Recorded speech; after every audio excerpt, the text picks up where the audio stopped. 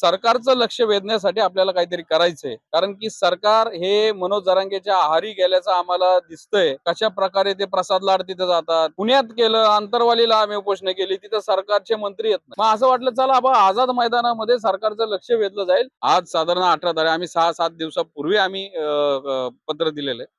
त्यामुळे आमच्या अर्जावर पहिला त्यांना निर्णय घ्यावा लागेल. नमस्कार, story.com व्हिडिओमध्ये तुम्हा सर्वांचं स्वागत. मनोज जरांगे यांनी 29 ऑगस्ट पासून मुंबईमध्ये आंदोलनाची घोषणा केली आहे आणि ओबीसी संघटनांनी सुद्धा 1 सप्टेंबर पासून मुंबईमध्ये आंदोलनाची घोषणा केली आहे. मात्र कहाणीमध्ये एक ट्विस्ट आलाय, ते म्हणजे आझाद मैदानाची तारखेची. आझाद मैदानाची तारखेची मागणी ओबीसी संघटनांकडून पण झाली आहे आणि मराठा संघटनांकडून पण झाली आहे. तर मग आता पोलीस प्रशासन हे मैदान कुणाला देतं हे आता पाहावं लागणार आहे. पण याच बाबतीत आपल्यासोबत आहेत ओबीसी नेते ऍडव्होकेट मंगेश ससाने. सर, खूप खूप स्वागत तुमचं story.com मध्ये. सर, आता कहाणी में ट्विस्ट आलाय. आझाद मैदान हे म्हणजे मैदानावर आता ओबीसी संघटनेने पण मागणी केली आहे, तुम्ही पण मागणी केलात आणि मराठा समाजाकडून पण याच ठिकाणी आंदोलनाची घोषणा झाली आहे. नाही, मुळामध्ये आपण 2 वर्षापासून पाहतोय की कशा प्रकारे ओबीसीचे जे हक्क अधिकार आहेत ते डावलले जातात. संविधानिक जे आरक्षण आहे ते बोगस या दाखल्यांमुळं आमचं ओरबडलं गेलंय. घुसखोरी झाली आहे. आता स्थानिक स्वराज्य संस्थांच्या निवडणुका झाल्या. महाराष्ट्रामध्ये हजारो ठिकाणी ओबीसीच्या जागेवर असे दाखले घेऊन घुसखोरी झालेली आहे आणि या संदर्भात आम्ही अनेक दिवसापासून ओरडतोय. आमची आता 14 तारखेला मीटिंग झाली की बाबा या संदर्भात सरकारचं लक्ष वेधण्यासाठी आपल्याला काहीतरी करायचंय, एक निर्णायक आंदोलन घ्यायचंय. कारण की सरकार हे मनोज जरांगेच्या आहारी गेल्याचं आम्हाला दिसतंय. कशा प्रकारे ते प्रसाद लाड तिथे जातात, त्याच्यानंतर ते विखे पाटील तिथे जातात, 13 तासाचे उपोषण सुरू असताना ते बसतात, सोडताना 13 तासामध्ये उपोषण सोडलं जातं. मग आता परत याची जी काय आता शिवीगाळ केली, मुख्यमंत्र्यांना शिव्या दिल्या, मंत्र्यांना केल्या, ठीक आहे, त्यांना ते सहन होत असेल किंवा सहन करायचं असेल, मजबुरी असेल. पण आता आम्हाला कुठेतरी आमचे जे ही दाखल्यांद्वारे घुसखोरी आहे, आमच्या महाज्योतीला निधी आहे, ओबीसी आर्थिक विकास महामंडळाला निधीचा जे काय आमचे प्रश्न आहेत, तर या संदर्भामध्ये आम्ही पुण्यात केलं, आंतरवालीला आम्ही उपोषण केली, तिथं सरकारचे मंत्री येत नाही. पुण्यामध्ये आले होते पहिल्या उपोषणाच्या वेळेस. मग असं वाटलं चला बा आझाद मैदानामध्ये सरकारचं लक्ष वेधलं जाईल. त्यामुळं आम्ही 12 ऑगस्टला या संदर्भामध्ये आझाद मैदान पोलीस स्टेशनला आम्ही पत्र दिलंय की आम्हाला संविधानिक आणि शांततेच्या मार्गाने उपोषण करण्याची परवानगी द्या.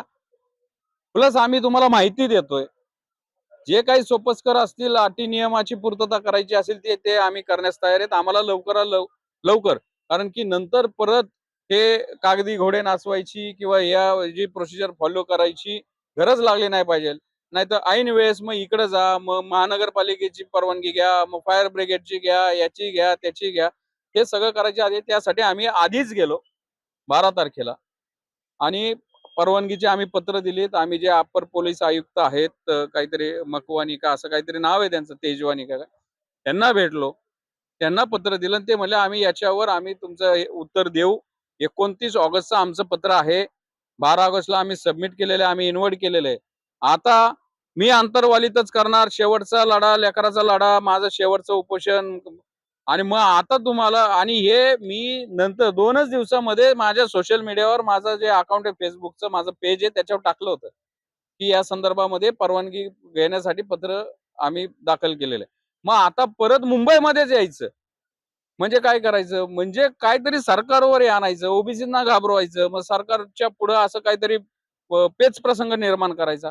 आम्ही पहिल्यांदा पत्र दिलेलं आहे, फर्स्ट कम फर्स्ट सर्व प्राधान्यक्रमाने सरकारने, गृह खात्याने आणि ही जी अथॉरिटी आहे त्यांनी आम्हाला परवानगी देणं हे क्रमप्राप्त आहे, तर त्यांनी ते द्यावं. जर आम्हाला डावलून जर तुम्ही त्यांना फेवर करणार असाल तर ते असंविधानिक होईल, हे बेकायदेशीर होईल आणि मग कुठंतरी ओबीसीला तुम्ही ललकारल्यागत होईल. त्यामुळं जो काय निर्णय होईल तो प्राधान्यक्रमाने प्रचलित नियमाप्रमाणे होण्यात यावा.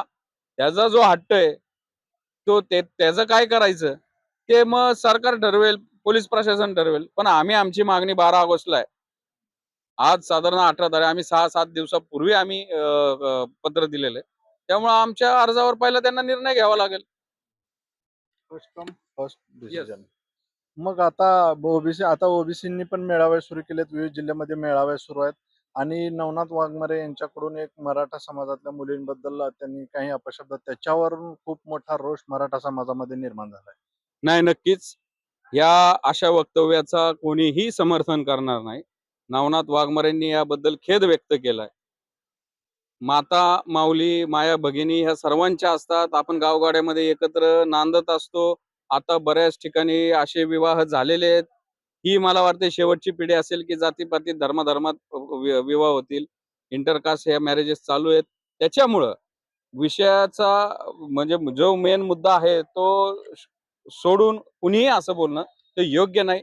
नवनाथ वाघमारेंनी बोलण्याच्या ओघामध्ये आणि त्या ते जे वक्तव्य केलं असेल तर त्याचा आम्ही पण दिलगिरी व्यक्त करतो. पण त्यांनी दिलगिरी व्यक्त केलेली आहे. पण इथं पण आहे, खूप मोठा पण आहे. नवनाथ वाघमारेंच्या बद्दल सोशल मीडियावर आता जे काय चालू आहे, त्यांच्या मुलीचे फोटो चालू आहे, जे जे काय घाण बोललं जातंय. मला या सगळे जे सेवक आहेत, ज्या रणरागिणी आहेत, ते शिवकन्या आहेत किंवा आणखीन कोणी असतील, त्यांना एकच विचार नाही. मनोज जरांगेंनी 2 वर्षापासून या राज्याचे मुख्यमंत्री देवेंद्र फडणवीसांना घाण शिव्या दिल्यात. अत्यंत खालच्या पातळीच्या. भुजबळ साहेब जे ओबीसीचे नेते आहेत आणि मनोज जरांगेच्या बापाच्या वयाचे आहेत. 80 वय आज भुजबळ साहेबांना. त्यांना इतक्या घाण खालच्या पातळीला जाऊन बर बावनकुळे साहेबांना तर त्यांनी ते बॉडी शेमिंग केलं, वरणावरनं बोलले, त्यांची आईनी दूध कसं पाजलं, एवढं मग या मनोज जरांगेवर गुन्हा दाखल होत नाही का? कायदा फक्त नवनाथ साठीच आहे का? मनोज जरांगे कायद्याच्या कक्षेत नाहीये का? हा आमचा सवाल आहे. मग जर तुम्ही एवढं जर उच्च असं म्हणत असताल की असं याच्यावर ताबा, ठीक आहे, कुणीच समर्थन केलं नाही पाहिजे. आज हा बोलला, उद्या तो बोलेल, पण याच्या गळ्यात कायद्याचा पट्टा कोण घालणार? हा असं शिव्या देत राहणार आहे का घाण? समाजाला बोललाय, वंजारी समाजाला वड्या वगळीचे पैदास, धनगर समाजाला उसातले पैदास, धनगर समाजाच्या टिंब मध्ये आम्ही हे करतो. मग माझा सवाल असा आहे की कायदा फक्त नवनाथ वाघमारेंना आहे. मंगेश सासने, लक्ष्मण हाकेने इथं समुद्रावर आंदोलन केलं, गुन्हा आमच्यावर दाखल झाला. या जरांगेने किती पोलिसांची डोकी फोडली. तो एसआयटीचा रिपोर्ट कुठे गेला? त्याच्यावर गुन्हे दाखल झाले, त्याला अटक केलं का? कोर्टात सादर केलं का? यांनी किती प्रकरणामध्ये बेल घेतलेला आहे? हा आमचा सवाल आहे. त्याच्यामुळं कायद्याचं राज्य एका समाजासाठी आणि एका समाजासाठी सूट, हे असं काहीतरी चित्र दिसतंय. याचा समतोल साधला पाहिजे. अशा वक्तव्याचा निषेध आणि याचं समर्थन आम्ही कुणी करणार नाही. सर, एक शेवटचा प्रश्न घेतो. ओबीसी समाज आता आक्रमक झालाय, मुंबईमध्ये येतोय. मात्र एक सिरियल, महात्मा फुलेंची एक सिरियल एका चॅनलवरती सुरू होती. मात्र ती टीआरपीचं कारण देऊन बंद करण्यात आली आहे. मात्र अनेक गोष्टी बोलल्या जातात की भाजपचा, आरएसएसचा दबाव होता म्हणून ते बंद पाडले. तर तुम्ही ज्यावेळेस आंदोलनामध्ये याल त्यावेळेस ही परत सुरू करण्याची मागणी वगैरे काय सरकारला यामध्ये लक्ष घालण्याची वगैरे करणार? नाही, खरं म्हणलं तर हा विषय बऱ्याच वेळा झाला. महात्मा फुले सावित्रीमाईंचं कार्य हे गेल्या अनेक वर्षापासून, एक शतकाचा त्यांचा तो दैदिप्यमान प्रवास आहे. ते 7 समुद्रापार जगामध्ये पोचलेलं आहे. त्याच्यावर अनेक मालिका आल्या, अनेक पुस्तकं छापली गेली. इथल्या संसदेपासून तर जगातल्या प्रत्येक देशाच्या संसदेपर्यंत महात्मा फुलेंचं कार्य पोचलेलं आहे. तर त्यामुळं आम्हाला असं वाटतं की ठीक आहे, ज्यांनी मालिका काढली असेल, हे आता सगळं जे काय आहे ते कमर्शियल बेसिस, टीआरपी आणि किती जाहिराती येतात, ह्या सगळा हा गणित असतं. ही जर राज्य सरकारने फंडेड असती, राज्य सरकारने त्याला फंड दिला असता, राज्य सरकारचा उपक्रम असता, मग त्यांनी बंद केली असती, तर आपल्याला त्याच्यावर बोलता आलं असतं. याच्यामध्ये माझं असं स्पष्ट म्हणणं आहे की प्रेक्षकांनी ती बघितली पाहिजे. प्रेक्षक आजकाल टीव्ही किंवा आपण जे हे माध्यम बघतो ते मनोरंजनासाठी बघतोय, प्रबोधनासाठी कमी पण पाहतोय. आरोप असे केले जातात की आता अमोल कोल्हेंची सिरियल मराठी टेलिव्हिजनवर आतापर्यंत कुठलीही सिरियल त्यांची हायेस्ट टीआरपी वर चालायची. मग ही सिरियल कशी काय टीआरपी कमी झाला? मग तो दबाव असल्याचा पण आरोप केला जातो. नाही, ते अमोल कोल्हेनीच त्याला उत्तर, पण त्यांनी आता ते चालू केलेलं आहे आणि हे खरं दुर्दैव आहे. पण मला असं वाटतंय की बघितली नसल्यामुळं, आणि हे आपल्याला नाकारता येणार नाही. उगीच आरोप करायचा, मी आता असं मी बेजबाबदार बोलणार नाही. तुम्ही जर सर्वसामान्य लोकांनी, फुले प्रेमींनी, बहुजनांनी ती लाखोच्या संख्येने त्या टाइमला, त्या टी-आर-पी रेटिंग टाइमला जर ती पाहिली असती, तर चुकून पण कुणाचं पण धाडस झालं नसतं. आणि मला नाही वाटत की याच्यामध्ये असं काही झालंय.